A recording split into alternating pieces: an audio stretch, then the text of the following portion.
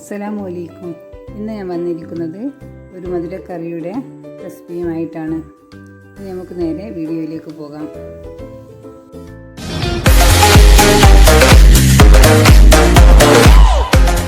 അരക്കിലോ ഉണക്കലരി നമുക്ക് കുതിർത്ത് വെക്കാം. ഉണക്കലരി എന്ന് പറഞ്ഞാൽ നെല്ല് പുഴുങ്ങാണ്ട് കുത്തിയെടുക്കുന്നതാണ്. 2 വലിയ തേങ്ങ ചിരണ്ടിയത് നമുക്ക് ചമ്മന്തിക്ക് അരിക്കുന്ന പോലെ ഒന്ന് അരച്ചെടുക്കാം. എന്നിട്ട് നമുക്ക് കുതിർത്ത് വെച്ച അരി നമുക്ക് തരിയായിട്ട് അതും ഒന്ന് അരച്ചെടുക്കാം. തേങ്ങ ഒന്ന് ചെറിയ രീതിയിൽ അരച്ചെടുത്തതാണിത്. ഇനി നമുക്കിതിലേക്ക് അരി അരിച്ചങ്ങനെ ഇതിലേക്ക് ഒഴിച്ചെടുക്കാം. നമ്മൾ ആദ്യം അരക്കാനായിട്ട് തേങ്ങയിൽ നിന്ന് കുറച്ച് മാറ്റി വെച്ച തേങ്ങയാണിത്. ഇതിലേക്ക് 1 കപ്പ് ചെറിയ ഉള്ളിയും 1 സ്പൂണ് ചെറിയ ജീരകവും ഇട്ട് ഒന്ന് അരച്ചെടുക്കാം. 1/2 കിലോ ശർക്കര, കുറച്ച് ഉപ്പും വെള്ളവും ഒഴിച്ച് ഒന്ന് ഇടുക്കിയെടുക്കാം. മധുരം കൂടുതൽ വേണ്ടവർക്ക് കുറച്ചും കൂടി ഇട്ട് കൊടുത്താൽ മതി ശർക്കര.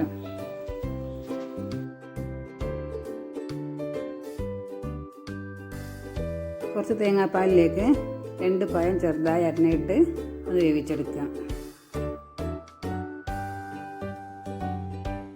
ഉണക്കലരിയും തേങ്ങയും അരച്ചതിലേക്ക് കുറച്ചും കൂടി വെള്ളം ഒഴിച്ചു കൊടുക്കുക. എന്നിട്ട് ഹൈ ഫ്ലെയിമിലിട്ട് ഇളക്കിക്കൊണ്ടിരിക്കാം. ഇതിലേക്ക് ഞാൻ കുറച്ചും കൂടി വെള്ളം ഒഴിച്ചു കൊടുത്തിരിക്കുന്നത് അതിൻ്റെ വീഡിയോയിൽ കാണിക്കാൻ വിട്ടുപോയതാണ്. ഉണക്കലരിക്ക് പകരം നമുക്ക് പച്ചരി ഉപയോഗിക്കാം. ഉണക്കലരി ആണ് ഇതിനുള്ള ടേസ്റ്റ് കിട്ടുക. അതുകൊണ്ടാണ് ഉണക്കലരി ഉപയോഗിക്കുന്നത്. ഇതിങ്ങനെ കൈയെടുക്കാണ്ട് ഇളക്കിക്കൊണ്ടിരിക്കണം.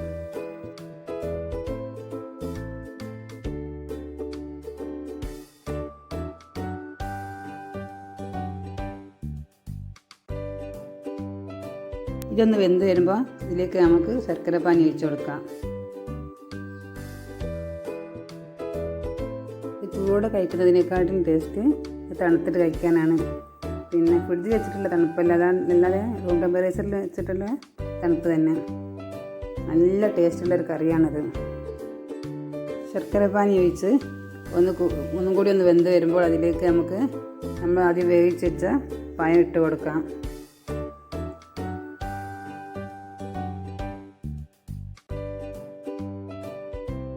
ഇനി ഇതിലേക്ക് ചെറിയുള്ളിയും തേങ്ങയും ജീരകവും അരച്ചത് ഇതിലേക്ക് ഒഴിച്ച് കൊടുക്കാം.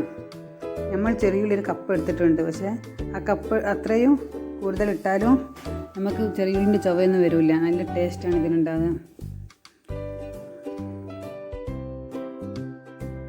ഇത് നന്നായി കുറുകി വരുമ്പോൾ നമുക്ക് ഇത് ഇളക്കി വെക്കാം. 2 മിനിറ്റ് നമ്മളൊന്ന് ഇളക്കാതെ ഫ്ലെയിമിൽ തന്നെ ഇട്ട് വെക്കുക. അപ്പോൾ ഒന്ന് അതിൻ്റെ കുമിളകൾ ഇങ്ങനെ വരും. അന്നേരം ഇറക്കി വെച്ചാൽ മതി.